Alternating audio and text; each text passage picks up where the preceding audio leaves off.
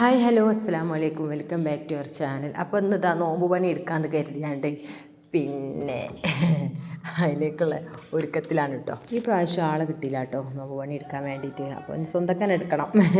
സാധാരണ ആരെങ്കിലും വിളിക്കലാണ്. അപ്പോൾ അതൊക്കെ പാടെ വലിച്ച് വാരിട്ടതാണ്. അപ്പോൾ ഡ്രസ്സുകളൊക്കെ പാടെ ഈ സൈഡിലേക്ക് കൊണ്ടുവന്ന് കൂട്ടിയിട്ടതാണ് കേട്ടോ.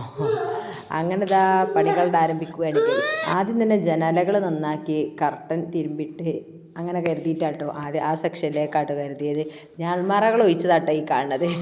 പിന്നെ ഇതാ പറയുമ്പോൾ നമ്മൾ ഇടയ്ക്ക് എടുക്കണതാട്ടോ പണി, പറഞ്ഞിട്ട് കാര്യമില്ല. റമളാനിന് അടുപ്പിച്ചൊരു റമളാൻ പണി എന്ന് പറഞ്ഞിട്ടുള്ള എടുത്തില്ലെങ്കിൽ എന്തോ മനസ്സിനൊരു ഭാരം അങ്ങനെ കിടക്കും കേട്ടോ. അതാണ് കേട്ടോ. പെയിൻ്റ് അടിക്കാനായിനെന്നോ പെയിൻ്റ് അടിക്കാനായിട്ടുണ്ട്. അപ്പോൾ കുറച്ചും കൂടി പണിൻ്റെ കഴിഞ്ഞിട്ട് വേണം പെയിൻ്റ് അടിക്കാമെന്ന് കരുതിയിട്ടാണ് കേട്ടോ. അങ്ങനെ കർട്ടനുകളൊക്കെ ഊരിയിട്ടിട്ടോ കൂട്ടിയിട്ടിക്കണേ. ഇനി വാഷിംഗ് മെഷീനിലിട്ട് തിരുമ്പിയിട്ട് വേണം കേട്ടോ. പിന്നെ അപ്പോൾ തന്നെ ഈ ജനാലുകളൊക്കെ കഴുകി തുടച്ചിട്ട് വേണം, ഇനി അത് ഉണങ്ങിയിട്ട് വേണം. അപ്പോൾ എന്തൊക്കെയോ പരിപാടി. അങ്ങനെതാ കർട്ടൻ കഴിക്കൽ കഴിഞ്ഞ് ഇനി അടുത്ത സെക്ഷനിലേക്ക് പോകണം കേട്ടോ. അങ്ങനെ അത് അടുത്തത് തിരുമ്പലാണ് കേട്ടോ. വാഷിംഗ് മെഷീനിൽ 3-4 ട്രിപ്പൊക്കെ ഇട്ടിട്ടോ ഞാൻ തിരുമ്പാൻ വേണ്ടിയിട്ട്.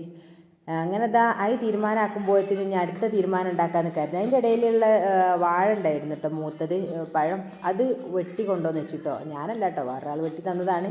എനിക്ക് ഒറ്റയ്ക്ക് കഴിയില്ലേ, നല്ല വലിപ്പമുള്ള വാഴയാണ് കേട്ടോ, പഴമായിരുന്നു കേട്ടോ. അതിൻ്റെ ഇടയിലുള്ള ജനാല നന്നാക്കണതിൻ്റെ ഒന്നും വീഡിയോസുകളൊന്നും ഞാൻ എടുത്തില്ല കേട്ടോ, കാരണം അത് എടുക്കാനുള്ള ആവതില്ലായിരുന്നു ആ സമയം, സത്യം പറഞ്ഞാൽ. അങ്ങനത്തെ ഫൈനലി ഇതെല്ലാം കഴിഞ്ഞിട്ടുള്ള വീഡിയോ ആണ് കേട്ടോ അത്. പിന്നെ എല്ലാ ജനലുകളും നന്നാക്കി, പിന്നെ കർട്ടനുകളൊക്കെ ഇട്ടു കേട്ടോ. അങ്ങനെ എല്ലാ പരിപാടിയും കഴിഞ്ഞ് ഇവിടെ ക്ഷീണിച്ചിരിക്കുകയായിരുന്നു കേട്ടോ. അപ്പോൾ ഇത് ഫോണ് കാണുകയാണ്. അങ്ങനെ ഇരിക്കുന്നുണ്ട് ഓരോരോ വിശേഷം. അപ്പോൾ നിങ്ങളെ വീട്ടിലിപ്പോൾ നോമ്പ് പണി കഴിഞ്ഞ് അടുത്ത ഫ്രിഡ്ജ് ഒരുപാടുണ്ട് കേട്ടോ. അപ്പോൾ കുറച്ച് പണികൾ മാത്രം കഴിഞ്ഞു കേട്ടോ.